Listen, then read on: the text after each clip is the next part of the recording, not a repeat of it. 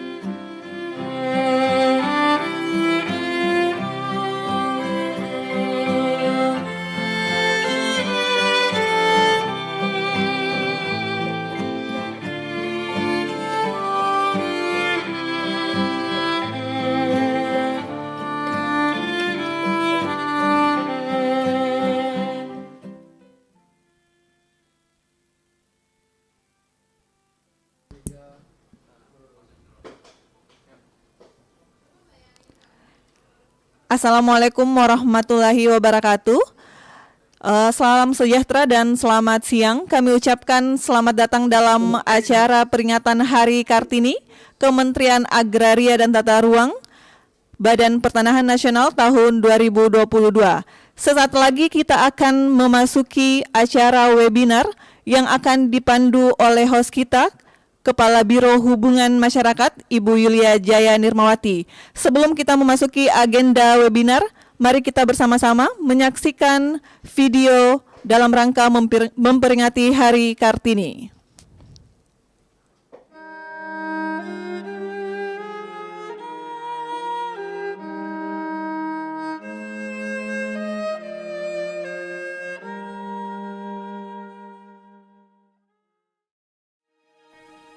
Sejarah emansipasi perempuan di Indonesia tak lepas kaitannya dengan peran dan perjuangan Raden Ajeng Kartini. Kartini menjadi pelopor kebangkitan para perempuan Indonesia. Ia memperjuangkan hak-hak para perempuan yang selama ini keberadaannya tak dihargai dan diperlakukan tak adil. Melalui karya sastra dan gagasannya, seperti yang selalu ia katakan, jangan biarkan kegelapan kembali datang, jangan biarkan kaum wanita kembali diperlakukan semena-mena.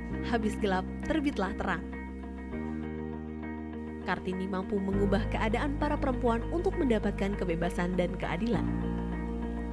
Kartini telah menunjukkan bahwa perempuan bisa menentukan pilihan hidupnya tanpa paksaan orang tua, dan perempuan bisa meraih pendidikan setinggi-tingginya, sehingga perempuan bisa berkontribusi dan memiliki peran dalam kehidupan berbangsa dan bernegara. Sampai saat ini, Kartini telah meninggalkan makna tersendiri bagi perempuan Indonesia untuk maju dan meraih mimpi, bahwa perempuan itu harus sadar akan kemampuannya yang tersembunyi. Perempuan memiliki kekuatan di tengah kelembutannya, bahkan tidak jarang menjadi tulang punggung bagi keluarga dengan multitalentanya. Peran perempuan sudah tidak bisa terbantahkan lagi.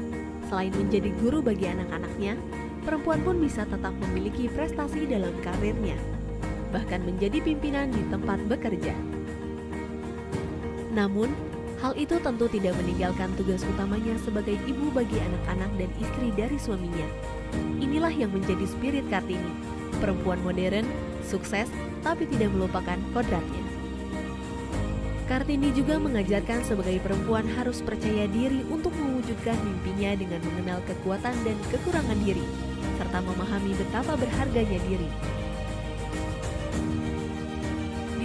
Kementerian ATR BPN terlahir banyak sosok perempuan Kartini modern, perempuan dengan semangat dan perjuangan seperti Kartini yang selama ini dikenal masyarakat. perempuan yang berkarya dan berkontribusi bagi lingkungan sekitar dan bangsanya. Kata, aku tiada dapat, melenyapkan rasa berani. Kalimat, aku mau, membuat kita mudah mendaki puncak gunung.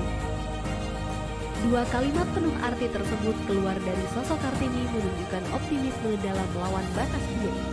Hal itu merujuk semangat pantang menyerah yang coba ditularkan Kartini pada semua Sri Kandi di lingkungan Kementerian ATR BPN. Wahai perempuan, kiprahmu besar untuk negeri. Selamat Hari Kartini.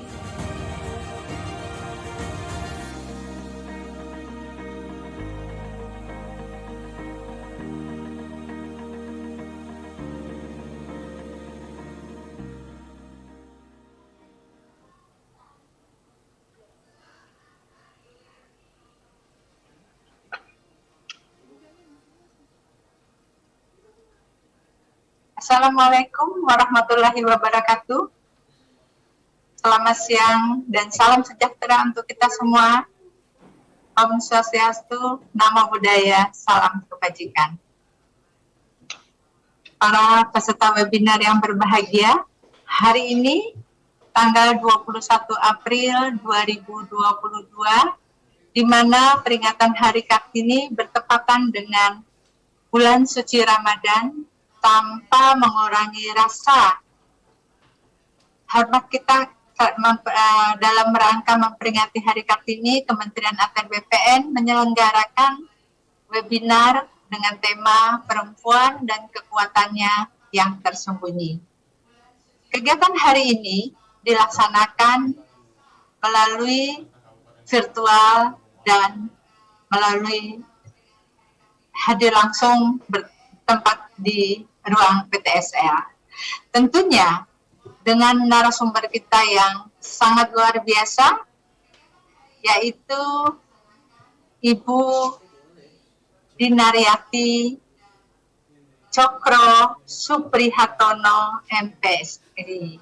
Nanti akan diperkenalkan secara komplit oleh moderator kita, Ibu Adriani Sukmoro. Nah, dalam kesempatan ini nanti webinar akan dimoderator oleh Ibu Adriani Sukmoro, tenaga ahli bidang manajemen sumber daya manusia Kementerian ATR BPN. Dan sebagai penanggap adalah Ibu Ari Yuriwin, tenaga ahli bidang pengadaan tanah Kementerian Agraria dan Tata Ruang Badan Pertanahan Nasional. Kami menyapa dulu kepada Ibu narasumber, Ibu moderator, dan Ibu penanggap yang hari ini hadir sangat luar biasa. Mungkin patut kami informasikan, hari ini juga Kementerian ATR BPN itu dalam rangka memperingati hari selain mengadakan webinar juga menggunakan kain, Ibu-ibu sekalian. Jadi kita ini bawahnya ini adalah kain, Ibu Din. Tapi karena kita berada di Zoom, kita tidak bisa melihat secara utuh. Nah, semoga harapan kami, semoga Kementerian ATR BPN ini selalu melahirkan perempuan-perempuan tangguh dan hebat. Seperti tadi kita lihat di video yang ditayangkan pada saat acara. Demikian mungkin para peserta webinar, tentunya marilah kita dengarkan bersama materi yang akan disampaikan nanti. Untuk itu waktu kami persilahkan kepada Ibu moderator, Ibu Adriani. Iya boleh Mbak, itu Kepada Ibu kami persilahkan. Iya malam ya. Berarti kan toner 1, sabun 2, krim jerawat 1, yang 2 jam 1, sama yang aja itu ya. Ya Mbak, boleh difotoin Mbak. Iya. Kepada Ibu Adriani. Ya, terima kasih Ibu Karo Humas. Assalamualaikum warahmatullahi wabarakatuh.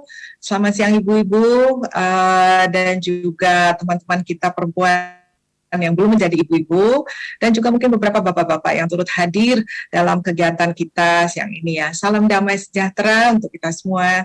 Om Swastiastu, Namo Buddhaya, dan salam kebajikan. Berbahagia sekali ya hari ini kita berkumpul di kegiatan walaupun terbatas dalam kegiatan Zoom. Kita mengadakan peringatan Hari Kartini dengan tema perempuan dan kekuatannya yang tersembunyi. Saya akan memperkenalkan narasumber kita siang ini, Ibu Dr. Randa Dina Riyati Cokro Suprihatono. Namanya panjang sekali, tetapi biasanya saya cukup memanggil beliau Ibu Dini Cokro. Jadi kita rame-rame memanggil beliau Ibu Dini aja deh ya, biar ringkas gitu ya. Nah, kita beruntung sekali bisa mendapatkan narasumber Ibu Dini yang sibuk ini karena beliau ini punya sesuatu yang yang luar biasa. Makanya kita pilih judulnya perempuan dan kekuatannya yang tersembunyi. Nah, izinkan saya memperkenalkan beliau dengan menampilkan ini dulu ya. Oh, bisakah saya di-disable untuk share screen ini panitia? Hanya sedikit kok sebelum mulai. Ya, bisa ya. Nah, ini ibu-ibu, bapak-bapak, teman-teman, apakah ada yang pernah melihat ini ya? Pasti pernah punya uang recehan Rp2.000 ya. Nah, ini sengaja saya tutup. Siapa yang bisa nebak? Coba saya ke Ibu Yuli dulu lah, Ibu Yulia ya. Siapakah ini? Buruan Bu, dibuka dompetnya.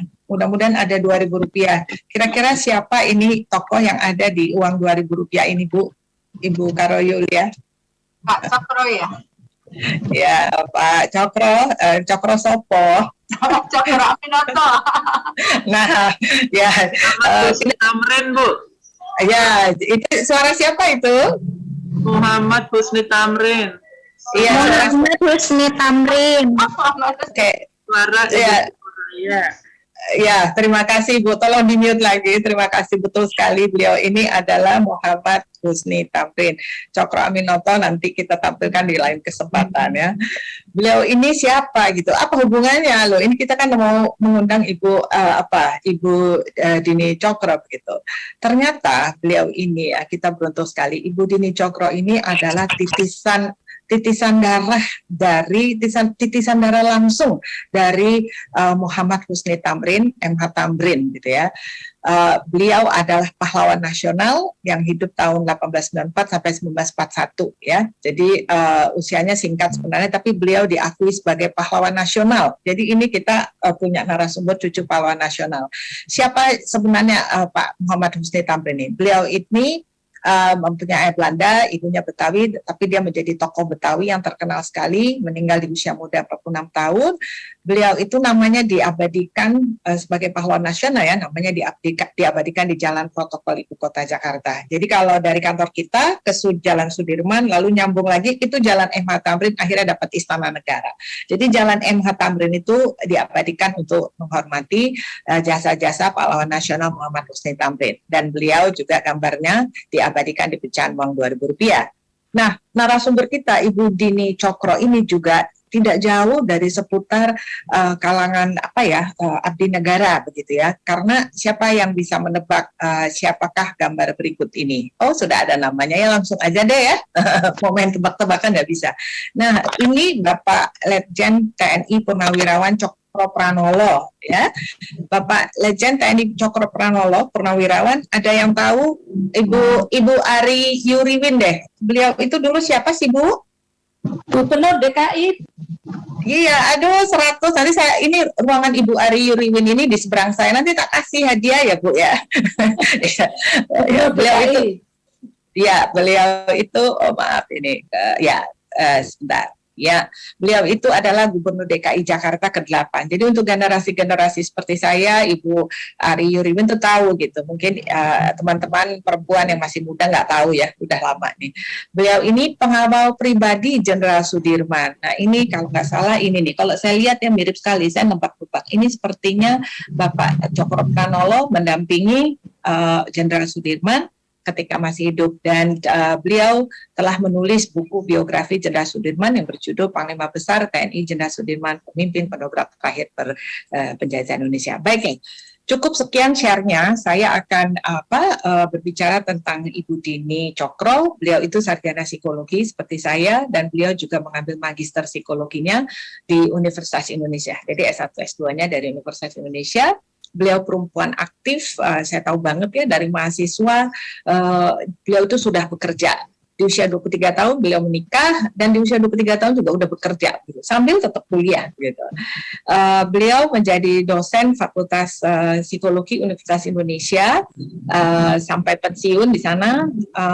Beliau juga mengajar di berbagai institusi, pernah menjabat sebagai wakil dekan Fakultas Psikologi dengan bidang berbeda-beda selama 3 periode, juga mendirikan kantor humas Universitas Indonesia dan menjadi kepalanya ya, kepala kantor humas. Dan yang saya highlight adalah di sini beliau pernah menjadi Dubes Republik Indonesia untuk Republik Ekuador di tahun 2016 sampai 2020.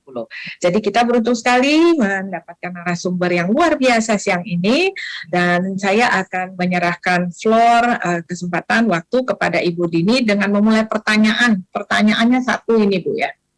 Nanti Ibu sambung terus dengan presentasi ya Bu Dini ya. Bu Dini, wanita itu dikenal sebagai apa ya? Sering dianggap sebagai makhluk yang lemah begitu ya. Padahal kita tahu deh ya, perempuan-perempuan ini tahu bahwa kita itu sebenarnya makhluk yang paling mendapatkan berkah nikmat.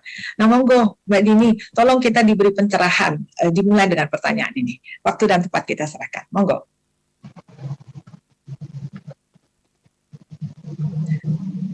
Masih di mute Mbak, masih di mute Mbak. Saya boleh share screen nggak nanti ya? Saya share screen nggak? Bisa ya? Tolong ya panitia ya. Saya senang sekali ya ketemu dengan semua ibu-ibu cantik. Mungkin ada bapaknya juga ya di kantor ATR BPN. Luar biasa. Ini luar biasa sekali ya, di tengah-tengah baru selesainya pandemi kita bisa ketemu, walaupun tadinya mau offline ya, tapi demi kesehatan jadi kita online. Aduh, senang banget ini. Nah, sebelumnya saya ucapkan Assalamualaikum warahmatullahi wabarakatuh. Om Swastiastu, Namo Buddhaya, Shalom, Namaste, Rahayu, dan salam sejahtera buat kita semua. Pada yang terhormat Ibu Ari Yuliwan sebagai tenaga ahli bidang pengadaan tanah Kementerian ATR BPN, juga kepada moderator saya yang selalu menyenangkan, Bu Diani, juga ini MC-nya ya, Mbak Yulia Jaya. Hari ini saya mendapat kehormatan sekali untuk bisa sedikit, kita nggak bilang mengajarkan ya, tapi kita berbincang-bincang kali ya. Karena saya tahu ibu-ibu pasti punya pengalaman, betul nggak? Ya bisa jawab ya. Soalnya kita nggak ini sih ya, nggak offline. Pasti punya pengalaman, dan saya akan sedikit cerita tentang psikologi perempuan ya sebelum kita ngobrol lebih lanjut, karena Ibu Diani minta saya juga menceritakan pengalaman-pengalaman kerja saya selama ini. Ya memang alhamdulillah dapat beberapa anugerah ya, misalnya dapat adjunct professor dari University of Queensland, Australia ya, terus dapat beberapa sertifikat dari University Erasmus Hoyes Belanda dan dari Case Western University di Amerika. Juga di Ekuador selama jadi duta besar juga mendapat penghargaan-penghargaan dari hasil kerja kita di situ. Nah, dan saya rasa kalau saya cerita, nah ibu-ibu juga pasti akan, oh gini ya, oh iya saya begitu. Gitu. Coba kita sambil dengar cerita saya, sambil mencoba untuk merasa dalam diri kita sendiri bagaimana itu terjadi. Saya bisa share screen ya? Bisa? Monggo Mbak.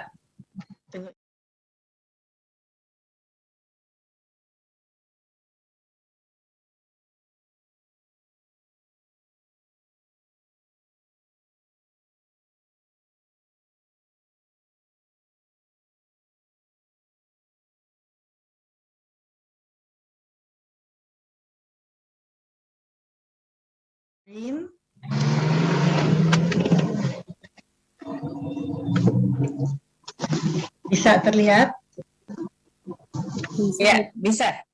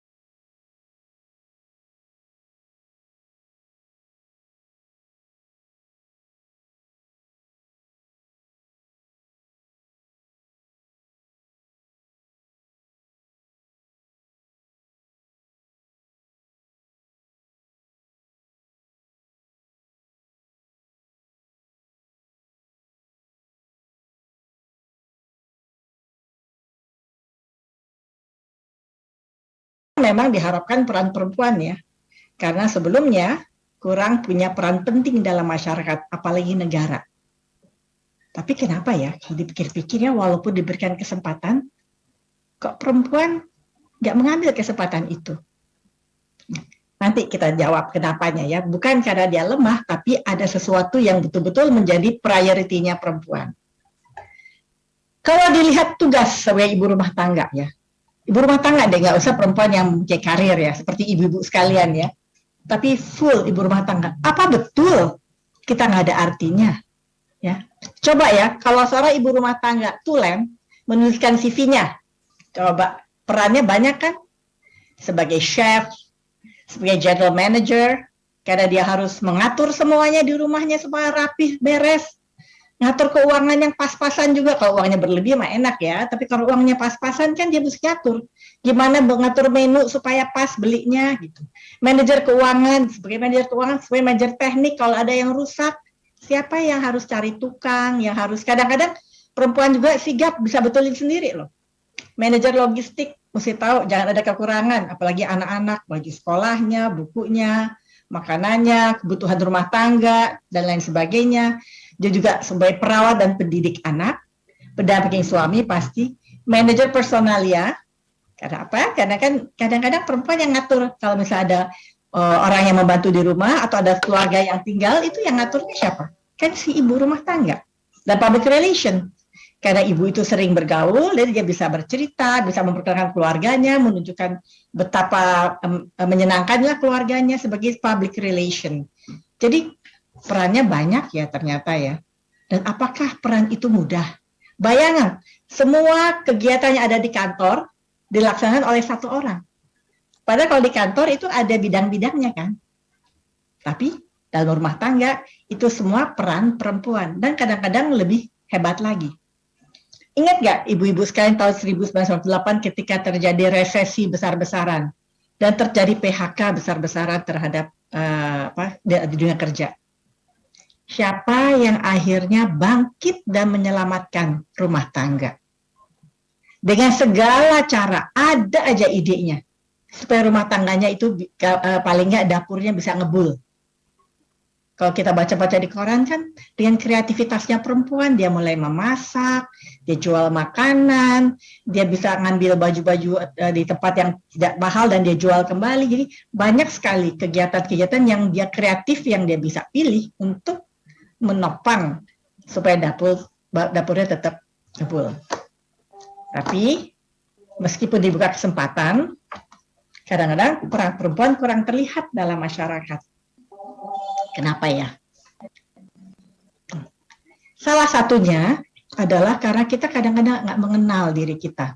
Kita nggak kenal kemampuan kita karena terbelenggu oleh stigma masyarakat yang sudah kepalang melekat pada diri kita. Jadi kita pikir itulah stigma kita, itulah kita. Jadi kita memang tidak bisa berbuat banyak.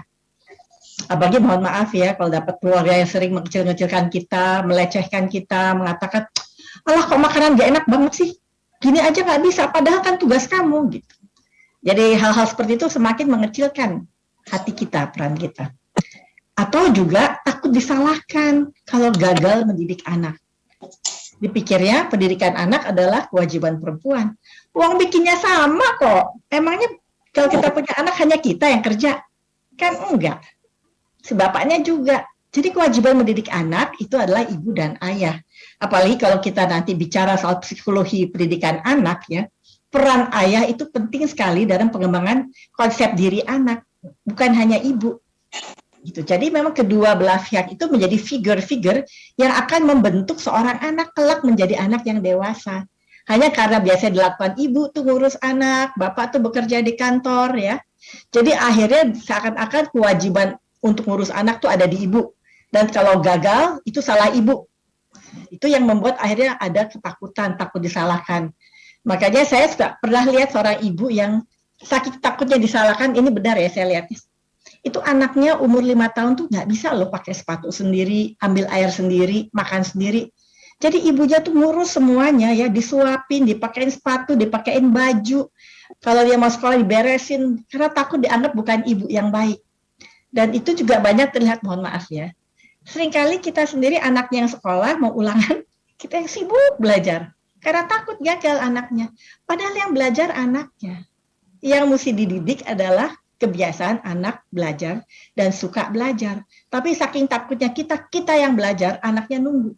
Pernah saya tanya nih, ada satu pesta ya, saya tanya, mana ibunya Pak? Oh di rumah ngajarin anak, kan lagi ulangan. Kok ibu nggak di rumah ngajarin anak? Oh enggak, saya bilang belajar itu kewajiban anak saya. Saya sudah biasakan anak saya untuk belajar mandiri karena itu tanggung jawabnya, bukan tanggung jawab saya. Tapi kalau dia nggak mengerti, baru saya bantu, saya bilang gitu. Karena yang harus belajar dia. Nah, tapi banyak kita mengambil alih nih, anaknya yang mau ulangan, ibunya yang sibuk ngajarin. Tapi ya nggak apa-apa. Untuk pendampingan memang perlu pendampingan ya, tapi tidak mengambil alih fungsi itu. Tapi saking takutnya jadinya akhirnya kita ambil alih dia itu anak itu. Karena ada seorang anak nih mau ulangan nih besok, temannya anakku dulu. Aku tanya, kamu belum belajar? Mamah nggak ada. Saya nggak belajar. Saya belajarnya nunggu mamah dulu. Nah, luar biasa kan? Dan yang bagus adalah memang pilihan. Saya memang ditawarkan macam-macam, tapi pilihan saya adalah menjadi ibu rumah tangga. Kenapa? Karena saya berkewajiban untuk membimbing anak saya kepada suatu kehidupan yang menguntungkan dirinya kelak menghadapi tantangan yang ada. Dan ini saya lihat di generasi anak-anak saya ya, ada yang mereka punya karir, ada yang mengundurkan diri. Saya tanya, kenapa kamu mengundurkan diri? Gaji kamu besar, karir kamu bagus, pengalaman kamu bagus, tapi kamu memilih untuk menjadi ibu rumah tangga. Jawaban, ada beberapa anak-anak muda tuh saya tanya ya, teman-teman anak saya, dan di luar dugaan, saya kagum dengan jawabannya. Mereka mengatakan, Bu, zaman depan itu sangat sulit, Bu. Tantangan terhadap anak-anak itu berat, nggak seperti zaman saya masih kecil. Jadi saya harus membimbing mereka untuk bisa menjawab tantangan. Kan di sekolah belum tentu mengerti bagaimana membimbing anak untuk suka belajar, untuk berdiskusi, untuk kreatif. Jadi saya isi di rumah. Oleh karena itu, saya lebih baik tidak bekerja, tapi saya banyak menyediakan waktu untuk anak-anak saya, supaya dia bisa siap menjadi anak-anak tangguh. Ya, ada satu paper saya mengenai anak tangguh ya, untuk menghadapi dunia masa depan ya. Jadi itu anak-anak tangguh itu memang harus diberikan suatu satu stimulan-stimulan yang khusus ya, yang kalau tidak dia lakukan di sekolah, karena tidak semua sekolah siap untuk memberikan itu orang tuanya lah yang berkewajiban untuk mendidik. Karena pendidikan utama memang adalah di rumah. Sehingga ada ibu-ibu muda yang saya lihat tuh pilihannya memang menjadi ibu rumah tangga, bukan karena tidak mau mengambil kesempatan. Saya angkat topi karena dia berpikir maju ke depan demi anak-anaknya. Terus dia mengatakan, nanti Bu, kan saya kan punya kemampuan, dia bilang. Kalau nanti anak saya sudah berhasil, saya bisa lagi kerja karena saya yakin pada kemampuan saya. Very good, keren tuh. Atau kadang-kadang juga kurangnya kesempatan atau dukungan karena tugas domestik rumah tangga. Misalnya dia mau punya kegiatan di luar, jangan kamu di rumah aja. Soalnya nanti siapa yang ngurus anak? Oke, jadi dia terpaksa menjadi ibu rumah tangga karena tidak mendapatkan izin atau dukungan. Atau kadang-kadang kurang menyadari dan menghargai peran yang dapat dijalankan karena kurang memahami dirinya sendiri. Jadi itu yang kadang-kadang menghambat ya. Tapi yang paling bagus nih kalau pilihannya memang ingin menjadi rumah tangga karena sesuatu yang dia sadari dan punya tujuan untuk ini. Karena dia memilih itu karena dia tahu konsekuensi dan tujuannya. This is very good, nggak jadi masalah dan akan menjadi sebuah ibu yang sangat hebat. Nah, ada penelitian seorang Perancis namanya Montagu. Dia meneliti 2020-an di seluruh dunia ya, seluruh dunia di semua benua. Hasil penelitiannya dinamakan sebagai the natural superiority of women. Jadi perempuan pada dasarnya itu mempunyai superioritas yang melebihi pria secara biologis. Ya, perempuan itu lebih kuat, lebih tahan banting, lebih tahan mental, dan bisa mengerjakan sesuatu sekaligus tanpa dia merasa bingung. Dia bisa ngatur-ngatur dirinya. Itu lebih tinggi dari pria, dari hasil penelitiannya. Usia perempuan biasanya lebih lebih panjang daripada pria. Kalau kita, mohon maaf ya, kalau kita lihat di usia saya nih, teman-teman saya banyak suaminya sudah meninggal. Ya karena memang usia perempuan tuh biasanya lebih panjang karena dia lebih kuat menghadapi stres. Daya tahan stresnya memang kuat dan sifatnya lebih lentur. Nah, dari hasil penelitian di rumah sakit juga katanya penderita sakit jiwa lebih banyak laki-laki daripada perempuan. Saya nggak tahu ya, itu penelitiannya Montagu ya. Tapi daya tahan terhadap penyakit perempuan itu lebih kuat dari pria. Soal kecerdasan sama. Jadi tidak dikatakan bahwa pria itu lebih cerdas dari perempuan atau perempuan lebih cerdas dari pria. Nah, dari penelitian ini Montagu mengatakan bahwa perempuan sebenarnya ada makhluk yang luar biasa, superiornya. Dia bisa melakukan apapun kalau dia mau dan dia tahu. Itu perempuan. Jadi Tuhan memberikan kelebihan pada perempuan yang tidak dimiliki oleh pria. Yaitu perempuan bisa menstruasi, bisa hamil, bisa melahirkan, dan bisa menyusui. Itu kenikmatan yang luar biasa. Yang tidak dimiliki oleh pria, tapi dimiliki oleh perempuan. Dan ditemukan oleh Montagu, memang loh perempuan itu superior. Dia sendiri seorang pria ya, mengakui dan mengagumi ternyata perempuannya kelihatannya seakan-akan lemah gemulai, tapi di balik itu ada suatu kekuatan yang luar biasa. Mungkin ibu-ibu tahu kan perjuangan Ibu Kartini kan dalam hari ini kan kita merayakan Hari Kartini. Beliau itu dengan segala keterbatasannya, tapi mempunyai cita-cita yang tinggi, dia terobos itu semua dinding-dinding batas. Walaupun dengan sepucuk surat, walaupun harus hanya bicara dengan orang, nggak pernah takut, sehingga akhirnya apa yang terjadi? Dia bisa membuka kesempatan perempuan untuk melihat bahwa kita mempunyai banyak kesempatan untuk bisa berkiprah. Karena dia tahu dia punya kemampuan itu. Nah, kekuatan perempuan yang lain. Nih, cinta. Bukan artinya pria nggak punya cinta, tapi kalau perbedaan pria dan pria dan perempuan dengan wanita adalah kodrat lelaki adalah ambisi, kodrat perempuan adalah cinta. Cinta itulah yang muncul karena dia bisa hamil, bisa melahirkan, bisa menyusui. Sehingga untuk membesarkan anak, cinta itu penting untuk asah, asi, dan asuh. Dan cinta itulah yang sebetulnya mengontrol superioritasnya. Jadi sebetulnya tanpa sadar, benar nggak ibu-ibu, merasa nggak? Ibu tuh memilih loh, ya bahwa saya memang lebih mau mengorbankan waktu saya untuk mendidik anak saya, untuk rumah tangga saya, ketimbang saya harus mengejar karir saya. Itu saya rasain ketika saya sedang berkarir di kampus ya, terus anak saya yang paling kecil sakit. Sakitnya itu luar biasa sehingga dia 2 bulan hospitalized, dan saat itu dokter bilang kemungkinan dia akan meninggal. Saya sedih banget ya, sampai saya bilang sama suami saya nggak masalah dengan karir saya nggak kerja juga nggak apa-apa, tapi saya ingin membesarkan anak saya ini. Kalau dia harus meninggal, saya apa boleh buat, yaitu emang sudah suratan takdir dari Allah, tapi kalau enggak, saya harus membesarkan dia. Tapi ternyata memang Allah mengatakan lain, anak itu hidup, dan diramalkan oleh dokter, kalau dia hidup dia akan retarded.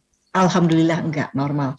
Jadi saya fully time untuk merangsang dia karena emang dia punya masalah. Nah, di situ saya mendapatkan dukung penuh dari fakultas bahwa saya boleh cuti di luar tanggungan untuk beberapa bulan. Jadi saya nggak harus mengundurkan diri, tapi saya boleh cuti. Nah, di situ saya memang sediakan waktu untuk bayi saya itu yang alhamdulillah akhirnya tumbuh normal, dan saya kembali lagi dengan aktivitas saya. Jadi cinta itu kadang-kadang kita rela berkorban, dan itu mengontrol superioritas kita. Tapi cinta itu juga kekuatan, ya enggak? Coba kalau ibu, para pahlawan kita kan, dia cinta pada kemerdekaan, dia cinta ingin membebaskan rakyat dari belenggu penjajahan. Karena cintanya itulah dia bisa mempunyai tenaga dan kekuatan dan superioritas yang dimiliki, justru untuk punya kekuatan untuk bisa melawan. Kayak Ibu Kartini, dia punya kekuatan melawan. Malahayati pahlawan Aceh, jadi komandan yang luar biasa. Dia bisa memimpin. Sekarang pun kita lihat menteri-menteri kita. Coba posisi-posisi yang luar biasa dipegang oleh menteri-menteri perempuan ya. Yang tadinya semuanya laki, kayak Menteri Keuangan perempuan, dan hebat sekali kiprahnya. Menteri Luar Negeri sampai 2 kali kepilih, perempuan juga. Padahal biasanya diplomasi itu dikenal untuk wilayah laki-laki ya. Menteri Kehutanan, bayangin, Menteri Kehutanan seorang perempuan dan lingkungan.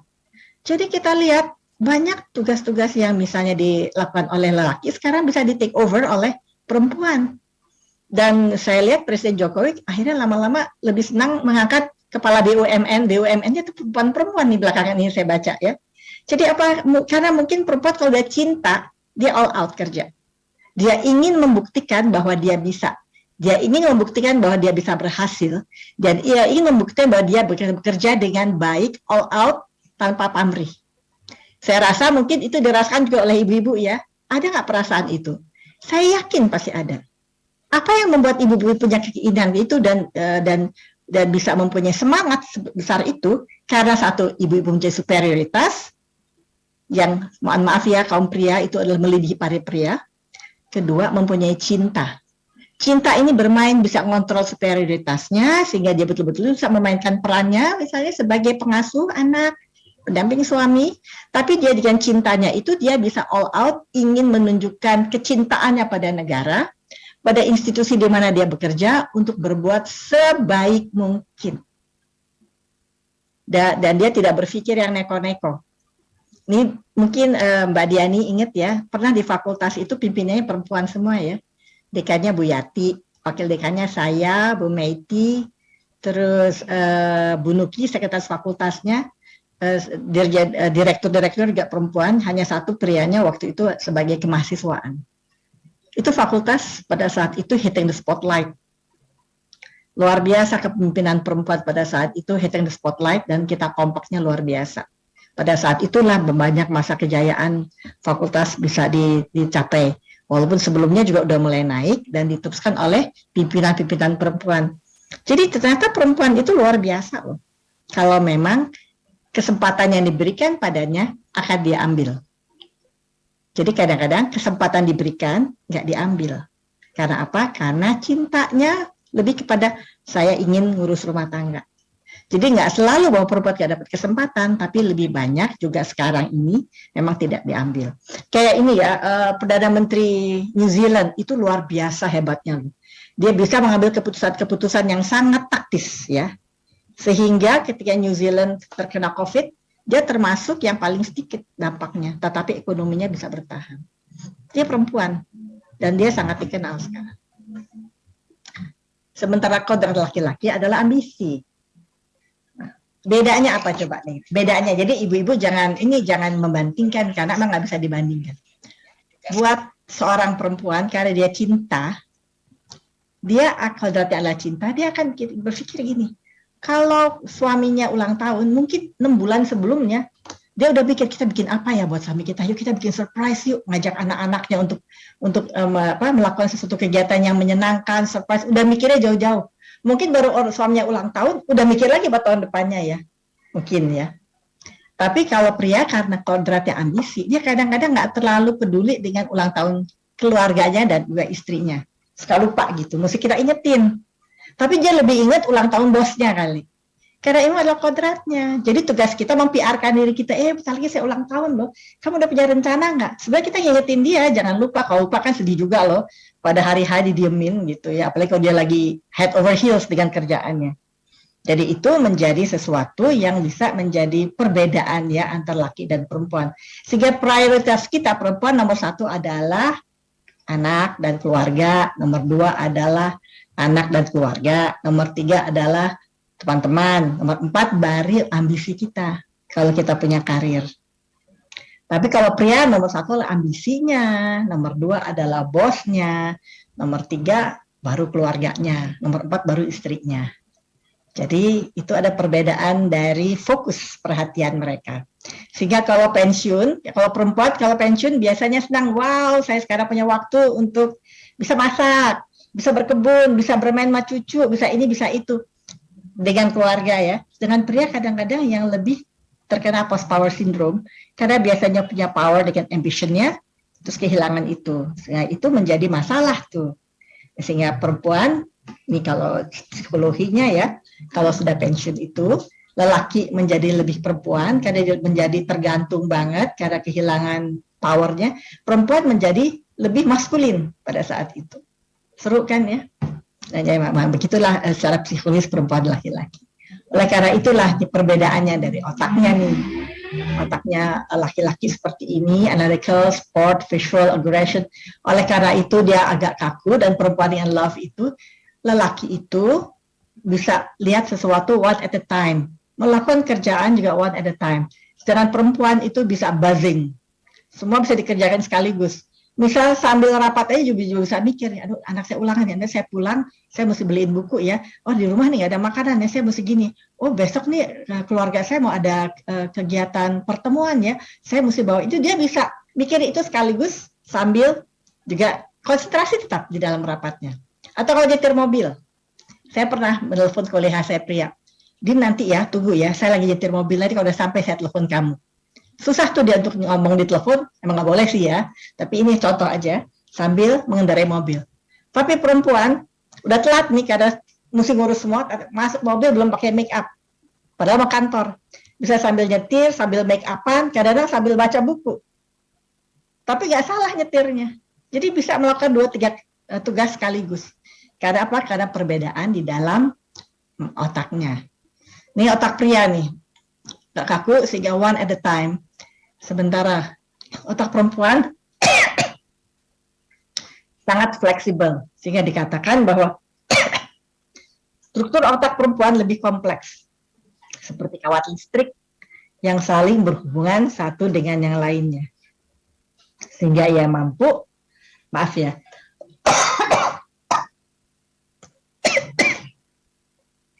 mengingat banyak hal sekaligus, peduli pada banyak hal, dan pikirannya selalu bekerja. Menjalankan multiperan, tanpa menggagalkan salah satu. Menjalankan banyak fungsinya. Maaf.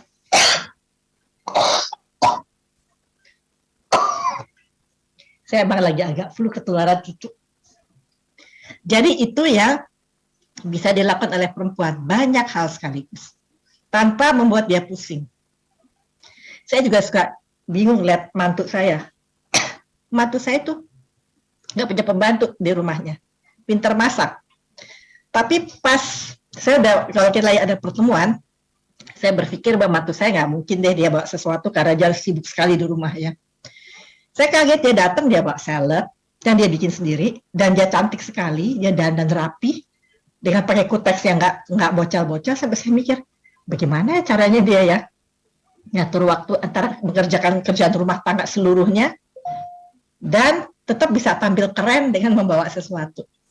Dia ketawa-ketawa karena emang dia bisa bagi waktu, karena otaknya emang membuat perempuan itu bisa melakukan sekaligus segala rupa sekalian. Kayak ibu-ibu juga kan, walaupun ibu kerja, pasti udah mikirin nih sahur nanti apa, buka puasanya bagaimana. Dan kalau harus entertain orang atau harus buka puasa di tempat, pasti berpikir saya mesti bawa apa. Jadi semua dilakukan, tapi semuanya beres. Nggak ada yang ketinggalan. Saya yakin itu, Bu. Betul nggak, Bu? Bu jawab sendiri ya, karena kita nggak bertanya jawab. Oleh karena itu, kita mampu berperan ganda, multitasking. Dengan adanya cinta atau love, perempuan memiliki kemampuan untuk nurturing, menjembatani, memiliki empathy, mempunyai holistic approach, pendekatan yang holistik, dan fokus sekali menangani hal yang kecil-kecil, titik-titik. Makanya sekarang kerjaan-kerjaan komputer tuh banyak yang diminta perempuan karena titik-titiknya itu loh dia. Banyak sekali pilihan kegiatan yang berhasil perempuan laksanakan. Dan dengan bermitra bersama perempuan akan membuat tim kerja yang, maksudnya bukan bersama perempuan, yang mohon maaf ya, bersama kaum pria akan membentuk tim kerja yang simbiose mutualistik. Jadi kalau perempuan dan pria, seperti halnya suami istri, itu ada plus minusnya, ada kelebihan dan kekurangan. Bekerja sama itu justru saling menguatkan. Dan perempuan banyak yang mampu menjadi leader. Cintanya itu kalau perempuan jadi leader, itu dia bisa care sama anak buahnya. Ya kan? Jadi, kalaupun dikatakan kadang-kadang keputusannya emosional, tapi kan kita punya staff yang bisa memberikan juga masukan-masukan pada kita untuk bisa menjadi bahan pertimbangan. Tapi perempuan-perempuan yang keluar dari superioritas, nature-nya dia, dia bisa berpikir sebagai laki-laki. Ini ada satu percobaan ya terhadap teroris perempuan, teroris laki. Mana yang lebih galak? Kalau perempuan jadi teroris, dia udah meniadakan cintanya kan. Dia keluar dari cintanya. Akhirnya karena punya superior itu, dia lebih superior dari laki, lebih galak, lebih kejam, lebih punya ide-ide yang aneh-aneh. Karena dia udah keluar dari cintanya yang membatasi superioritasnya itu. Jadi di situ kita lihat bahwa memang perempuan punya kekuatan yang luar biasa. Nah, berkaca pada perjuangan Kartini nih, karena kita lagi merayakan Hari Kartini ya. Pasti ibu-ibu udah baca dong ya. Surat-suratnya beliau itu luar biasa. Dan mampu berbuat banyak dengan segala keterbatasan. Pada saat itu kan perempuan ningrat, nggak boleh keluar dari keraton, nggak boleh sekolah juga terbatas. Dan lain sebagainya. Kalau juga menikah juga dijodohin gitu, walaupun dia nggak suka, tapi dia masih mengikuti aturan-aturan, tapi dia tidak melanggar aturan, tapi dia punya kemampuan bagaimana caranya dia bisa mengatasi keterbatasannya dengan menggunakan semua resource atau sumber yang dimilikinya. Antusias dan percaya diri. Jangan lupa, ini ada perannya Kartono loh, kakak beliau, yang pandai sekali dan lebih banyak tinggal di Eropa, sehingga sering memberikan banyak masukan kepada Ibu Kartini. Itu kan banyak masukan, itu kan sebenarnya kesempatan ya, diberikan buku, diberikan bacaan, diberikan majalah-majalah yang membuat Ibu Kartini merasa hebat ya, bisa begini gitu. Gimana ya perempuan Indonesia bisa begitu? Ada dua, ada yang melihat itu sebagai kesempatan belajar dan punya cita-cita, ada yang cuma menikmati aja, oh iya begitu, atau don't care at all. Itu kan pilihan hidup ya. Nah, Ibu Kartini memilih untuk fight karena melihat kita ingin harus bisa juga perempuan-perempuan itu setara dengan laki-laki seperti halnya di Eropa. Nah, seperti teman saya nih yang dosen di UQ ya, dia bilang nih, sekarang nih perempuan nih kalau misalnya melahirkan, itu dia dapat cuti dan masuk setelah anaknya setahun. Selama ini bekerja dari rumah. Dan suami harus menolong 50-50. Nah, itu satu peraturan yang terjadi, sehingga akhirnya nggak boleh suaminya itu menyerahkan semua ke istrinya. Jadi itu adalah sesuatu pembagian yang sangat baik yang saya lihat ya. Nah, dan dia nggak pernah putus asa, tetap berusaha menghargai tata krama dan aturan, meskipun terasa masih dalam belenggu. Karena apa? Karena Kartini mempunyai self-leadership. Dia yang memimpin dirinya sendiri. Dia punya mimpi besar, punya motivasi kuat, selalu mau belajar dari buku-buku yang diberikan, berusaha dan bertindak, dan mempunyai semangat belajar. Nah, kalau ini tentang diri saya ya, karena saya suruh minta cerita tentang diri saya ya. Ya ini sedikit yang saya menikah 23 tahun, masih kuliah, usia pernikahan saya 44 tahun, usia saat ini 68 tahun, punya 4 anak dan 7 orang cucu. Cucu saya yang paling besar, 2 orang udah remaja ya. Nah, ini tadi udah dibacakan oleh Ibu Diani kegiatan-kegiatan saya. Hanya saya diminta oleh memang mendirikan kantor Humas UI. UI itu nggak punya humas, jadi saya diminta sama Pak Rektor, padahal saya itu masih menjabat sebagai wakil dekan. Wakil dekan gak lucu, waktu saya diangkat jadi wakil dekan, saya ditanyakan oleh Pak Sarlito wakil dekan, kamu mau wakil dekan yang mana? Bapak menyuruh saya wakil dekan yang mana? Yang nggak ada aja ya, wakil dekan 4. Boleh, terus kerjaan saya apa? Kamu pikirin deh kerjaan kamu apa? Saya mesti mikir. Di situ saya berpikir mendirikan humas, kerjasama, juga mendirikan sistem, membuat sistem dan penelitian. Dan dari apa yang saya lakukan itu menjadi pilot project buat UI, makanya saya diminta untuk jadi kepala humas UI dan membangun kantor humas di UI. Nah, di dalam kegiatan itu, sebagai wakil dekan, karena saya suruh milih kerjaan saya berhasil membuat kerjasama training program dengan University of Queensland, Brisbane, Australia. Waktu itu si Queensland University itu ada ranking 30 dunia dan kita UI masih 250-an gitu ya. Saya bilang saya nggak mau dibilang bahwa saya harus nunduk-nunduk, pada merasa mau tunjukin bahwa Fakultas Psikologi itu mempunyai dignity. Jadi saya berdua sama Bu Yati wakil dekan 1 menunjukkan, membuktikan bahwa pendidikan kita itu bagus. Sampai akhirnya UQ mengakui, iya pendidikan kamu setara sama kita, walaupun grade universitasnya beda ya. Saya diterima loh, masa 2,00 diterima, sementara fakultas lain harus 2,75, khusus psikologi 2,00. Terus saya minta scholarship buat staf pengajar. Mereka tanya kenapa loh, saya bilang staf pengajar saya juga akan ingin berkembang. Akhirnya dikasih scholarship dari mereka untuk staf pengajar. Satu lagi saya minta scholarship buat mahasiswa reguler, karena saya nggak mau ada perbedaan ya di situ. Nah, anaknya Ibu Ratna Megawangi juga salah satu mahasiswa saya di training program. Nah, akhirnya diberikan, oke, jadi setiap kali ada mahasiswa training program yang berangkat, ada mahasiswa reguler yang juga mendapatkan beasiswa untuk kuliah di situ. Jadi hubungan antara S1 reguler dan S1 training program itu erat. Jadi nggak ada semacam iri-iri. Satu lagi saya minta, terus Pak Dekan bilang, mintanya banyak banget sih, biarin Mas, kita harus minta. Saya minta marketing CV, saya dibayar. Mereka bilang, hi Dini, how come? Yes, of course I'm working hard to get students and you just get it after 2 years in our university. Terus dia bilang, you are crazy. Yes, I'm crazy. For my university, I'm always crazy. Akhirnya dikabulkan. 50% dari biaya marketing saya dan apapun yang saya lakukan itu dibayar oleh UPI. Jadi break even point kita 8 mahasiswa. Sehingga kita dapat banyak dana untuk pengembangan fakultas. Jadi di situ perempuan tuh ada aja idenya, kadang-kadang buat kamu pria, kamu apa sih ini, kamu mikirnya enggak, nggak apa-apa. Namanya usaha, saya bilang. Tapi saya punya reasons, dan ternyata diterima. Nah, satu hal lagi yang saya agak bangga pada saat itu, adalah ketika saya memenangkan Q Project. Waktu saya bilang sama Pak Dekan saya mau ambil nih Q Project, ini adalah dana hibah dari Bank Dunia, $2 juta. Pada saat itu, titiknya adalah pada hard science faculties ya, dengan psychology as social science, bukan hard science ya. Tapi saya bilang saya mau ikut. Jadi nggak mungkin, kita kan bukan hard science, biarin, saya bilang. Paling tidak, kalau kita lakukan ini, kan 1 tahun kerjanya, kita punya blueprint. Kalau kita menang, kita dapat $2 juta, kita bisa lari, majuin fakultas. Kalau nggak menang, kita punya blueprint. Nggak ada yang percaya. Nggak apa-apa deh, saya kerja sendiri, sama 1-2 orang yang percaya, kita kerjain. Terus saya punya ide-ide yang dilakukan oleh fakultas hard science lainnya, sampai orang dari Bank Dunia ketika dia datang dan melihat kerja kita, dia kaget, dia bingung, bilang, wow, very original what you are doing. Saya bilang, ya, thank you very much. Mahasiswa semua mendukung. Akhirnya the only social science yang dapat Q Project adalah Fakultas Psikologi. Bangga kan? Jadi kita nggak boleh merasa kecil. Atau nggak mungkin, kita kan fakultas perempuan semua, masa iya ada yang mandang kita? No, nggak boleh.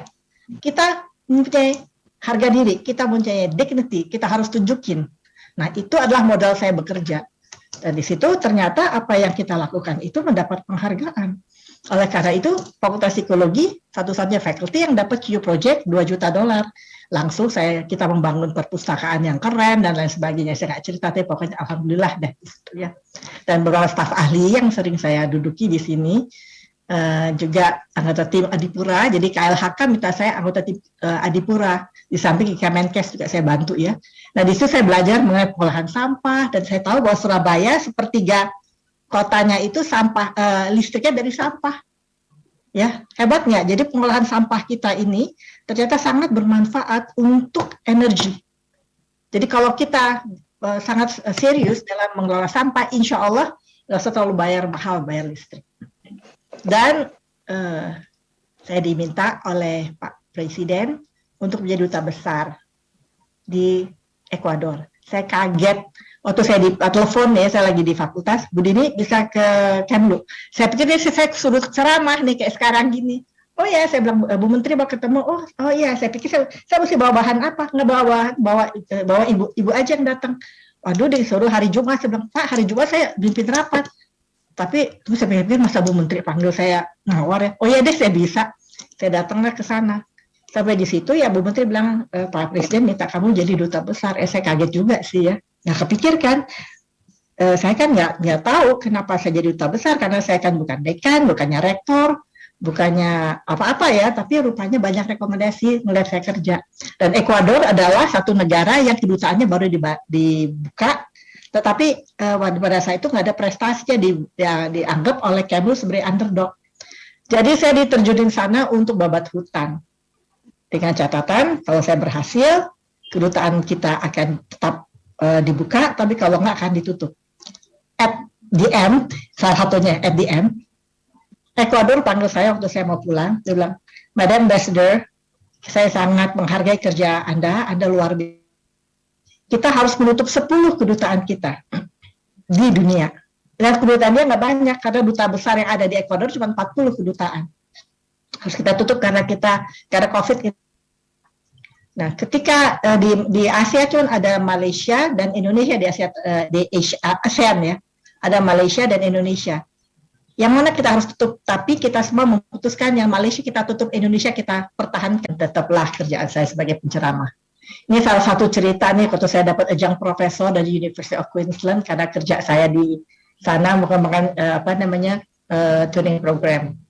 Nah, penghargaan lain, saya juga ngajar di Seskoal, sehingga dapat satu calon jadi beasiswa dari Seskoal, dan ada yang lain-lainnya penghargaan dari presiden maupun dari universitas lain. Kembalilah kita pada, ya di sini perempuan itu bisa berperan, itu kesuksesannya tergantung pada pilihannya dia, karena kodratnya cinta kasih dan kesempatan dan dukungan. Jadi saya pikir nggak ada masalah loh perempuan yang punya kesempatan untuk memilih sebetulnya. Namun tantangan yang mesti dihadapi adalah mampu kita menempatkan diri. Jangan merasa minder. Karena kita mempunyai ketangguhan yang luar biasa. Yang kita harus cari di diri kita. Kemampuan kita apa saja? Banyak sekali di sini. Kita mesti mengenal diri kita sendiri. Jangan terlalu terbelenggu pada stigma-stigma dari luar. Dan ingat aja, ibu rumah tangga aja kan tugasnya banyak. Yang bisa, kita mampu mengerjakannya. Itu berarti kelebihan kita. Dan kita bisa memiliki peran. Tanpa membuat satu peran itu tidak berjalan dengan baik. Kita juga adalah makhluk yang berani mengambil risiko. Ya, pada saat dibutuhkan, bisa perempuan tampil, muncul, dan berhasil. Dan kita harus mampu menghadapi stereotip gender dikaitkan pada kita. Dan ternyata perempuan ini sangat penting. Perkembangan industri, kalau ibu lihat sekarang dengan perkembangan industri, dengan metaverse ya, dengan adanya semuanya serba digital, siapa yang punya banyak kesempatan tuh perempuan loh untuk bekerja. Kita lihat di masa COVID ini, banyak perempuan yang berjualan online ya, dan berhasil. Dan itu loh yang saya kagum, itu makanan-makanan yang ditawarkan itu. Jadi kalau kita makanan aja ya, ditawarkan itu bisa bervariasi, dan enak-enak, dan nggak kepikir bahwa itu adalah idenya. Yang dia bisa bikin makanan yang diramu demikian rupa, sehingga membuat kita menjadi wow. Jadi akhirnya berhasil lah. Peran wanita dalam pembangunan masyarakat sangat dibutuhkan, terutama sebagai pendidik tunas bangsa. Jadi walaupun demikian, tetap karena kita punya cinta dan care, itulah yang membuat kita diminta untuk menjadi pendidik tunas bangsa. Apalagi sekarang kita lihat tantangan di depan itu sangat berat.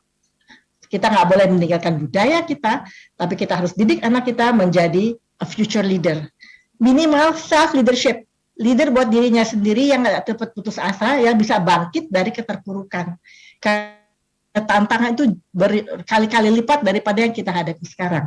Nah, peran kita lah untuk ini, dan kita bisa melakukan ini. Dengan perkembangan dunia digital, diberi kesempatan bagi peran perempuan untuk mendukung ekonomi keluarga, tadi sudah cerita. Pemerintah juga memberikan kesempatan yang sangat baik dalam pemerintahan, legislatif, profesi, dan lain-lain ya. Jadi kayak DPR itu untuk legislatif kan 30% ya diminta dari perempuan untuk masuk. Cuman karena sistemnya yang terlalu menyenangkan buat perempuan-perempuan yang barangkali punya ID, ya, sehingga akhirnya mereka sering nggak kepilih. Yang kepilih kadang-kadang ya barangkali yang punya kelebihan nih kali gitu ya. Fasilitas pendukung domestik sekarang udah sangat dimudahkan, semuanya udah serba digital, serba mudah, serba masinal ya, sehingga kita juga nggak usah ngulek lagi ya. Kayak saya mau bikin apa aja, beli ke pasar Mesik, minta bumbu yang udah kayak bilang rendang sekilo. Kalau dulu kan kita mesti ngulek ya, sekarang lebih mudah, semua lebih cepat. Belum lagi bumbu-bumbu yang udah jadi juga banyak ya, membuat kerjaan kita lebih cepat. Apalagi sekarang ada Gojek, ada Grab, ada macam-macam gitu ya. Dan kita bisa pesen yang nggak usah pergi-pergi, tinggal dianterin aja. Kita mau seharian berkiprah, tahu di rumah tuh ada semuanya melalui si GoGo itu ya, bisa kita pesan ya. Bantuan ekonomi keluarga berikan peluang bagi wanita untuk menjadi breadwinner, terutama COVID. Dan ingat bahwa suami itu adalah kepala rumah tangga.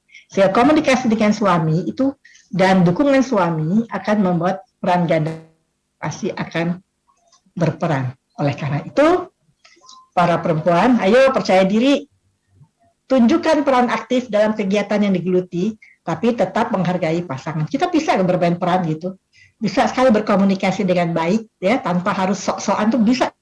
Kita mempunyai cinta, itu loh yang sangat kuat. Komunikatif dan bijaksana dalam bersikap. Suami adalah kepala rumah tangga. Dukungan dan pengertian suami sangat penting. Punya skala prioritas dalam melaksanakan tugas kita. Kita punya energi dan kemampuan berpikir dan pandangan yang luas sehingga kita bisa punya prioritas dan melakukan itu dengan baik. Dapat membagi waktu dan energi. Satu langkah akan sangat bermakna. Nah, sedikit ya, dampak positif apa ya kalau ibu punya kegiatan luar negeri, di luar negeri. Mampu menunjukkan eksistensi diri kita sebagai manusia. Jadi karena kita mempunyai kelebihan-kelebihan yang kita miliki, dengan adanya kiprah kita seperti ibu-ibu sekalian yang sekalian ini, ada 500 orang yang semua itu dari kementerian ini atau RBPN, itu kan karena memilih untuk punya peran. Dan tunjukkanlah eksistensi diri kita. Bekerjalah dengan baik, tampilkan bahwa perempuan itu bisa diandalkan. Cuti melahirkan doesn't mean anything. Tetap prestasi bisa dijalankan. Lebih hidup, bisa lebih sedikit menunjukkan keluhan fisik karena kita senang kan. Sebetulnya itu bekerja di luar dan pulang ke rumah itu suatu variasi dalam hidup ya. Sehingga kesulitan di rumah itu kita bisa senyum karena kita bahagia dengan luar gitu. Jadinya itu sesuatu yang membuat kita menjadi sedikit keluhan fisik. Dan waktu tersedia banyak menunjukkan pengertian hubungan yang enak, dan dengan adanya digital di mana kita bisa berhubungan dan lebih sering itu biasanya kita komunikasi kita nggak terputus dan kita bisa tahu ya apa yang anak-anak inginkan dan tanyakan. Anak-anak biasanya lebih mandiri dan bertanggung jawab, dan pada umumnya kita merawat penampilan kita. Jadi walaupun kita sudah berusia tapi kita mau kelihatan komprot kan, kita tetap mau kelihatan cantik, merawat diri, tetap kelihatan segar. Nah itu kan punya kebahagiaan diri kita sebagai perempuan. Dan nanti saya cerita sebagai duta besar keuntungan saya perempuan, dan kita bisa membagi waktu. Ya dampak negatifnya kadang-kadang pada saat dibutuhkan kita lagi nggak ada, bahwa tidak semua kebutuhan anggota keluarga bisa kita penuhi dengan maksimal, dan kadang-kadang lelah juga. Misalnya kita mesti di luar rumah, kebetulan pas kerjaan tugasnya berat banget itu, sampai di rumah pengen istirahat, jadi ketika harus mengerjakan tugas rumah tangga kita kadang tunggu dulu deh, tapi untuk ada Gojek ya bisa pesen-pesen aja, jadi lebih tenang deh. Izin Ibu Dini, ini ada satu pertanyaan bagus ya. Jadi saya pikir sebelum Ibu Dini masuk ke cerita gembira nanti ini saya lihat ya, selama menjadi duta besar Republik Indonesia atau Ekuador, ini saya ajukan dulu pertanyaan dari Ibu Nur Aziza, biasa kita panggil Ibu Inung. Pertanyaannya soalnya bagus banget. Nanti Ibu Ari menanggapi di akhir sesi saya pikir ya. Tapi ini takut kehabisan waktu, jadi saya bacakan aja. Beliau bertanya begini, Bu Dini. Terkait maraknya kasus bunuh diri di mana ada kejadian ya, seorang ibu itu bersama anak-anaknya itu bunuh diri ya, dia membawa anak-anaknya itu bunuh diri karena terdesak terdesak oleh situasi. Ada ibu ini depresi akibat perilaku suami dan juga desakan ekonomi ya, jadi kombinasi gitu. Nah pertanyaan dari Ibu Inung, pertama, di manakah kekuatan wanita itu yang bisa dikembangkan, dioptimalkan agar jangan sampai terjadi seperti itu ya, sampai memutuskan bunuh diri, tidak ada jalan lain gitu ya, sepertinya gitu ya. Yang kedua, apa yang terjadi dengan kekuatan tersembunyi wanita yang ternyata tidak bisa menahan atau melawan tekanan batin itu, sehingga memutuskan melakukan perbuatan yang fatal tadi itu. Dan yang ketiga, bagaimana menyeimbangkan tekanan yang menimpa dengan kekuatan untuk menghalau ya. Jadi seputar itu tadi, bunuh diri, membawa anak-anaknya ikut bunuh diri, sementara perempuan mempunyai kekuatan tersembunyi. Nah, bagaimana ini untuk menguatkan kekuatan itu agar tidak terjadi kejadian seperti ini? Monggo Ibu Dini. Ya, terima kasih, pertanyaan luar biasa nih ya Bu Aziza ya. Ya, kita lihat sekarang keadaannya. Ini yang saya bilang, karena stigma masyarakat begitu kuat, sehingga kadang-kadang perempuan itu tidak menanya dia yang tersembunyi. Dia nggak, walaupun dia udah bertahan ya, dia bertahan sedemikian rupa untuk menahan, tapi karena ada kekuatan tekanan ekonomi, juga adanya tekanan dari suami yang luar biasa, dan stigma itu terus menimpa dirinya, ada batasnya kan. Dan perempuan itu pasti pendidikannya kurang, sehingga dia nggak tahu dia punya kekuatan. Yang dia kenal konsep dirinya adalah saya orang yang lemah, saya itu nggak berdaya, saya nggak mempunyai kemampuan apapun. Jadi itu yang dia rasakan karena kurangnya pengetahuan tentang kekuatan, karena tersembunyi. Banyak perempuan yang tidak tahu bahwa dia mempunyai kekuatan itu. Kenapa? Karena memang pendidikan terhadap perempuan itu hanya seputar, mohon maaf ya, masak, memasak, ngasuh anak. Tapi jarang ada pendidikan pada perempuan yang menunjukkan bahwa dia mempunyai kelebihan. Sehingga dia nggak tahu. Dia nggak tahu caranya berkomunikasi dengan baik. Apalagi kalau sudah dibombardir dengan stigma-stigma yang membuat dirinya akhirnya merasa punya konsep diri yang negatif terhadap dirinya. Nah, manusia, nggak laki nggak perempuan, akan banyak bertindak sesuai dengan konsep dirinya. Apa yang dia kenal tentang dirinya. Kalau dia nggak kenal dia punya kelebihan, dia nggak punya jalan keluar, nggak tahu bagaimana cara. Kan bisa aja dia tiba-tiba kalau suaminya lagi mana, dia bawa anaknya, dia kabur aja gitu, misalnya ke rumah orang tuanya atau ke rumah kerabatnya, atau dia udah mempunyai perencanaan bahwa dia akan menjalankan hidup, atau dia akan bicara baik-baik dengan suaminya untuk mengatakan bagaimana mengatasi masalah ini. Tapi karena dia nggak tahu kemampuan itu, jadi nggak terjadi. Kenapa dia bunuh anak-anaknya? Itu karena cinta. Sengsaranya hidup di dunia tanpa uang yang cukup, dengan deraan dari mungkin suami yang sering menyiksa keluarga. Dia nggak tega, anaknya dia tinggalkan begitu saja, dan harus menghadapi penderitaan. Jadi membunuh anak-anaknya dan dirinya itu adalah bagian dari cintanya dia. Dengan segala keterbatasan kemampuannya, pengetahuannya, dan konsep dirinya yang sudah memang negatif, membuat dia memilih jalan itu. Dan karena cintanya, dia nggak tega meninggalkan anaknya, maka dia ajak anaknya serta ke alam baka. Di sini memang kita harus kembali melihat program-program perempuan itu mungkin tidak melulu pada keterampilan yang selama ini selalu dilakukan ya, tapi kita juga mesti punya waktu untuk perempuan bisa mengenali dirinya. Punya session yang appreciative inquiry misalnya, mereka bisa dirinya sendiri. Dan ada kontak dengan sesama perempuan untuk melihat jalan keluar yang barangkali dilakukan oleh perempuan lain terhadap masalah yang mirip-mirip yang bisa. Nah, karena hal itu belum dianggap penting saat ini, makanya kurang ada session seperti itu. Karena perempuan perlu, untuk mengenal dirinya, kita mesti tahu, mesti ada feedback juga dari lingkungan, dan diberikan kesempatan introspeksi. Kayak misalnya ibu rumah tangga yang saya cerita, saya cuma ibu rumah tangga. Padahal kalau kita introspeksi, ternyata kegiatan ibu rumah tangga itu luar biasa kan, sulitnya. Dan belum tentu perempuan yang punya peran di luar itu bisa mengerjakan 100% full-timer ibu rumah tangga. Karena terus terang membosankan, tapi tekanannya banyak sekali. Tapi banyak perempuan yang rela melakukan itu. Hanya gitu, giliran dia salah sedikit, yang dapatnya negatif stigma. Kamu masakannya kok keasinan. Tapi kalau lagi enak, ya dinikmati aja. Nggak ada tuh positive feedback buat dia. Sehingga akhirnya dia nggak mengerti bahwa dia mempunyai kelebihan. Jadi memang dia tersembunyi, mesti dikeluarkan. Makanya adalah dengan membantu memberikan feedback.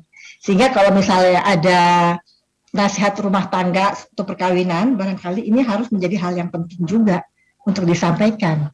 Supaya perempuan-perempuan juga bisa tahu dan mengenal dirinya sendiri. Dan pria juga bisa menghargai perempuan suami karena tahu, karena perempuan itu memang sangat bermanfaat, bukan bermanfaat dalam arti negatif ya, tapi dia mempunyai peran yang vice versa ya, antara dua belah pihak. Di sini adalah kerjasama antara Espol dengan Lemigas, pembuatan laboratorium minyak yang tersertifikasi. Jadi ini banyak, dan ini adalah kerjasama antara PTDI dengan perusahaan importir dari suku cadang dan pesawat-pesawat CASA di Ekuador. Jadi alhamdulillah ya sudah banyak kemajuannya sehingga saya mendapatkan Prima Duta Award nih dari Presiden melalui Menteri Perdagangan karena berhasil memajukan perdagangan di situ, terutama mobil Toyota kita tuh makin banyak diimpor dari Indonesia. Toyota apa namanya? Fortuner yang paling laku, Toyota Rush sama Toyota Innova dengan spare parts-nya. Jadi akhirnya perdagangan kita naik pesat. Jadi saya dapat Prima Duta Award dari Presiden dan saya serahkan kepada Toyota di sana sebagai capaian yang mereka peroleh. Ya. Terus saya dapat juga ini Eloy Alfaro Award dari wartawan dan juga Mundo Gold Award dari pemerintah Ekuador. Jadi sebagai capaian-capaian kerjaan diplomasi kita. Jadi walaupun saya bukan diplomat karir, saya seorang dosen ya, tapi ternyata bisa menjalankan kerjaan diplomasi dan anak buah saya semua laki. Dan di situ saya harus terus terang aja cobaannya berat ya buat seorang perempuan karena pertama kali mereka look down. Mereka nganggap ini kok perempuan kok suka dandan ya, bisa kerja nggak dia. Ternyata saya pekerja keras. Jadi di situ saya rubah etik kerja bahwa kita mesti kerja keras, kerja cerdas saya bilang, berdoa dan ikhlas. Jadi ini kira-kira dan saya sempat nulis buku juga di situ. Ada yang bahasa Spanyol, ada kaleidoskop, dan ada yang bahasa Indonesia. Ya. Sehingga di sini, a strong woman loves, forgives, walks away, let go, tries again, and preserve, no matter what life throws at her. Perempuan sebenarnya tangguh. Asal dia mau dan kenal dirinya. Tapi kadang-kadang banyak perempuan yang nggak kenal dirinya, nggak tahu kemampuannya, dan nggak tahu bahwa dia adalah makhluk yang kuat. Karena kualitas itu bukanlah suatu accident, bukanlah suatu kebetulan, tapi itu adalah pilihan-pilihan kita dari berbagai alternatif. Sebagai putusan-putusan yang intelijen dan skillful execution. Sehingga kita bisa menjadi perempuan yang tangguh, yang tetap bisa berkembang, mengembangkan diri, tapi tetap menjadi seorang ibu dan istri yang baik. Karena kita bisa membagi waktu kita dan berperan ganda. Nah mungkin di situ sedikit paparan saya. Dan jika ada pertanyaan, monggo silahkan saya akan coba untuk jawabnya. Waduh, luar biasa Ibu Dini. Kita sudah kembali nih. Kita kembali di akhir-akhir. Di akhir aja ya. Biar bisa stop share ya. Kita kembali di akhir-akhir pemaparan Ibu Dini. Alhamdulillah bisa kembali. Lampu sudah hidup di kantor Sisingamangaraja, kantor pusat. Ini saya coba cek dulu, Ibu Ari Yuriwin, apakah engkau sudah kembali? Sudah, Ibu. Waduh, ya. Ibu Dini, kita sekarang mau dengar nih penanggap kita, Ibu Ari Yuriwin. Beliau tenaga ahli Menteri Bidang Pengadaan Tanah. Beliau tuh ada segudang pertanyaan. Nanti peserta lainnya kalau ada pertanyaan, monggo. Silakan, Ibu Ari. Baik, terima kasih Bu Andiani. Salam kenal Bu Dini Cokro, luar biasa. Kenal Bu. Pengalamannya yang luar biasa dan memotivasi teman-teman di ATR BPN untuk melakukan perubahan gitu ya. Nah, karena ini dalam rangka Hari Kartini dan tadi berkaca pada perjuangan Kartini, di mana dengan semua keterbatasan kondisi pada saat itu, Kartini memiliki self leadership ya. Nah tentunya inilah yang perlu kita ambil hikmahnya dengan kondisi saat ini di mana kita sebagai orang tua ya, di mana kita sebagai orang tua ini menghadapi tantangan ke depan yang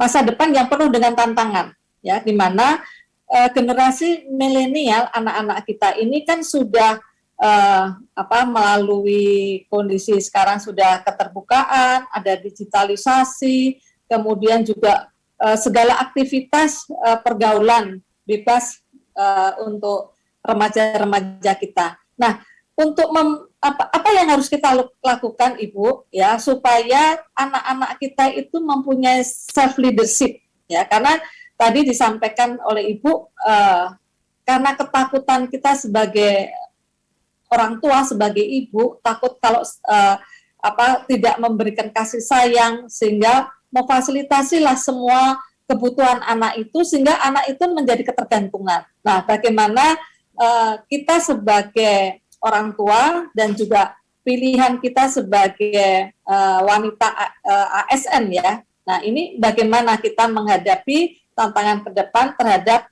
generasi milenial.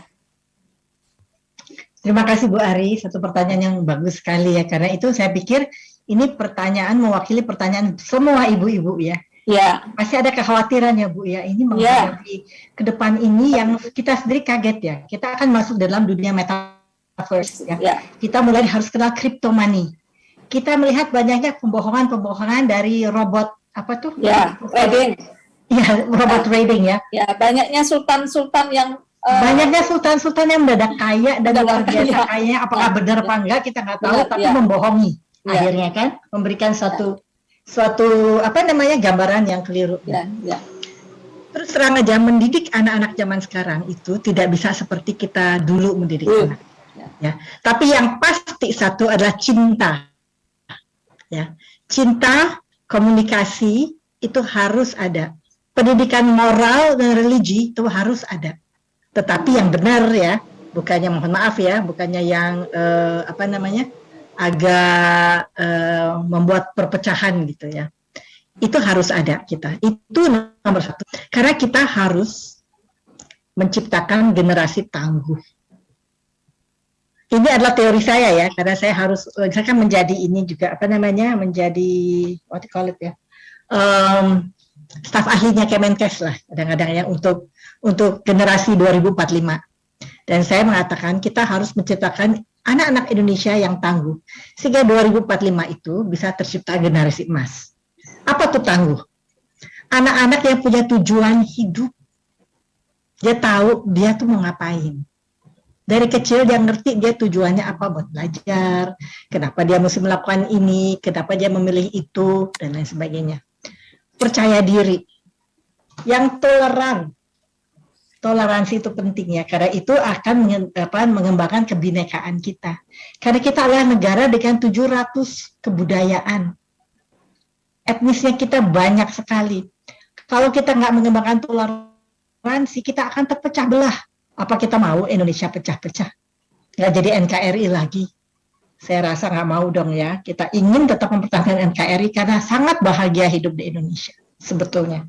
Dibandingkan di tempat lain ya. Indonesia itu sangat membahagiakan kalau kita sendiri memang bisa hidup dengan penuh toleransi. Agama dan religiusitas juga tetap harus ditanamkan. Ya, tangguh yang A-nya. N-nya, nurani harus kita kembangkan. Moral dan punya karakter yang kuat. Jadi anak-anak mesti punya karakter kuat, gotong royong, kerjasama, dan networking. Dari G1, G2, tetap jadi anak yang gembira, sehat, matang emosi, dan punya sosial motorik yang sehat, unggul. Nah, unggul, nah ini yang saya akan memberikan sedikit gambaran bahwa kadang-kadang kita belajar untuk dapat angka. Jadi dipaksa anak belajar. Seharusnya yang sekarang dididik adalah anak suka belajar. Belajar itu menyenangkan, suka belajar, ya. Jadi kita bisa menjadi anak yang kritis, anak yang kreatif, yang mengenal teknologi dan mau bertanya.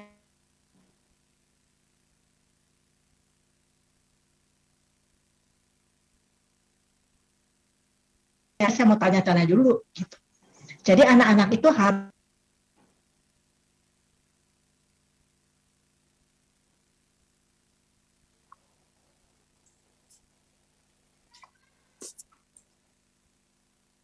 hilang ya Bu ya? Hilang suaranya ya? Hilang. Iya Ibu Dininya hilang ya? Gantian Budi kelihatannya di Jakarta Barat sekarang mati karena Ibu Ari sih telepon PLN. Kalau nggak telepon nggak hidup kita Bu. Iya. Jadi mungkin kita lihat apa? Oh iya, beliau bilang beliau hilang. Ya, jadi begini, kita isi Ibu Karo Humas dan Ibu tenaga ahli Ibu Ari Yuriwin. Karena waktu juga sudah mulai pukul 16, mungkin kita bisa rangkum ya dari pemaparan Ibu Ya.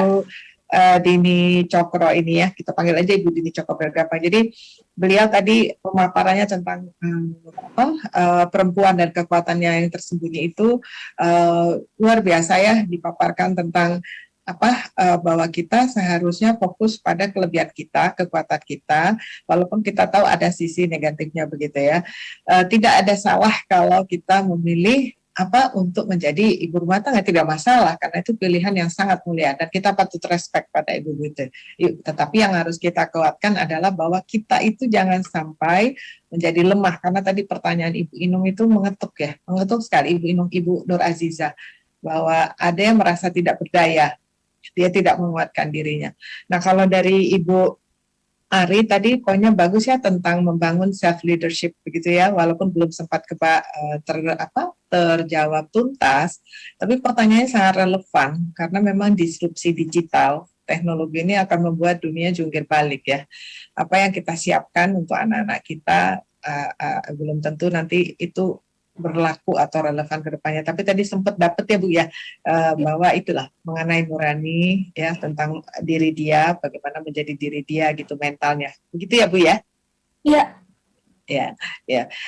Saya lihat di sini ada pertanyaan sebentar di chat supaya puas semuanya ya. Bagaimana dari Ibu Tias, Mbak Tias mungkin. Bagaimana cara kita meminimalisir stereotip tentang perempuan dengan mengembangkan women support women. Ya, ini bagus banget ya. Tadi ini Mbak Tias yang ada di ruangan Ibu Ari ya, kalau nggak salah ya. Ya, pertanyaannya sama. Tadi kita bincang-bincang. Benar banget ya. Jadi tadi ada kata-kata bahasa Inggris yang keren banget gini ya. Women empower women. Woman empowering, kurang lebih begitu. Jadi perempuan yang monggo Mbak Tias kayaknya mau ngomong. Ya, bagaimana kita memberdayakan sesama perempuan ini, bagaimana saling memberdayakan, kurang lebih begitu. Jadi kita bantu perempuan-perempuan lain itu yang ada di lingkungan kita maupun di tempat kerja kita maupun di lingkungan kita. Jangan sampai perempuan mematikan perempuan gitulah ya. Jadi harus saling membantu. Dan ada tadi fenomena yang dari saya pernah bertanya beberapa orang, kenapa ketika saya mengadakan survei kecil-kecilan, saya tanya kepada pekerja-pekerja pria, lebih memilih mana? Bos perempuan atau bos laki-laki? Jawabannya bos laki-laki. Oke, bisa saja berpikir karena dia laki-laki. Tapi ketika saya bertanya kepada pegawai-pegawai perempuan, milih bos laki apa bos perempuan? Jawabannya sama, milih bos laki-laki. Dan itu bukan hanya satu dua, banyak ya. Jadi ini saya tidak akan menjawab karena bukan saya narasumbernya, tapi untuk jadi bahan pemikiran kita sebelum saya kembalikan ke Ibu Karohumas, bahwa ada stereotip mungkin dari perempuan. Kalau bos perempuan tuh gimana gitu ya, jadi agak ditakuti. Nah, jadi satu, harusnya perempuan membantu sesama perempuan, saling memberdayakan. Yang kedua, bagaimana kita menjadi bos perempuan yang diharapkan, disukai. Ya, seperti misalnya Bu Ari ya, saya mau jadi anak buahnya Bu Ari. Ya. Baik ya. Ya, baiklah ibu-ibu, teman-teman Sri Kandi dan bapak-bapak yang kalau ada hadir di sini, terima kasih atas waktunya. Saya kembalikan acara kita ini ke Ibu Karohumas host kita. Monggo Ibu Yulia. Masih di mute. Baik Ibu Adriani, selaku moderator, materi hari ini sungguh luar biasa. Sayang sekali tadi ada insiden lampu mati, kebetulan genset yang ada juga nggak dapat digunakan. Sehingga kalau kita lihat tadi jumlah peserta yang 500 lebih langsung drop menjadi 200-an. Ini menandakan hampir 350-an itu pesertanya dari kementerian. Ibu-ibu yang berbahagia, tentunya yang dapat saya lihat tadi yang membuat hati kita sebagai wanita begitu senang dan berbahagia, ternyata struktur otak kita yang perempuan ini lebih kompleks, tetapi dengan kompleksnya struktur otak kita ini menjadikan kita adalah wanita yang mempunyai peran ganda, multitasking, punya cinta dan mampu menjadi sebuah menjadi leader ya tentunya. Sangat luar biasa dan itu adalah kesenangan kita sebagai wanita, bagaimana kita akan memilih kita menjadi apa. Pilihan ada di kita, tadi disampaikan oleh Ibu Din. Tentunya harapan kita semoga Kementerian ATR BPN ini selalu nanti dapat melahirkan perempuan-perempuan tangguh dan perempuan hebat. Tentunya sudah ada beberapa contoh. Salah satunya adalah penanggap kita Ibu Ari, Ibu Adriani adalah orang-orang yang sangat luar biasa. Dan mudah-mudahan nanti kita dapat mengikuti jejaknya beliau-beliau ini sehingga kita juga akan menjadi wanita-wanita yang tentunya bermanfaat bagi nusa dan bangsa. Saya rasa demikian Ibu, tentunya terima kasih kepada Ibu Dini yang mungkin sudah live ya karena mungkin satu dan lain hal. Terima kasih kepada Ibu Adriani Sukmoro yang sudah menjadi moderator yang sangat luar biasa. Dan kepada Ibu Ari Yuriwin sebagai penanggap kita hari ini. Tentunya terima kasih kepada seluruh peserta webinar yang sudah berada di ruangan Zoom ini. Dan kita tadinya live YouTube, tapi karena tadi mati, jadi live YouTube-nya itu terhenti dengan otomatis. Kurang lebihnya kami mohon maaf. Wabillahi taufiq wal hidayah. Wassalamualaikum warahmatullahi wabarakatuh. Salam. Waalaikumsalam. Terima kasih kami ucapkan kepada seluruh peserta yang telah bergabung melalui Zoom meeting dan juga yang bergabung melalui YouTube Kementerian ATR BPN. Sekali lagi terima kasih kepada narasumber, moderator, penanggap dan juga kepada Kepala Biro Hubungan Masyarakat yang telah memandu acara peringatan Hari Kartini tahun 2022. Sekali lagi kami ucapkan selamat Hari Kartini untuk seluruh perempuan di Indonesia. Wabillahi taufiq wal hidayah. Wassalamualaikum warahmatullahi wabarakatuh dan selamat sore.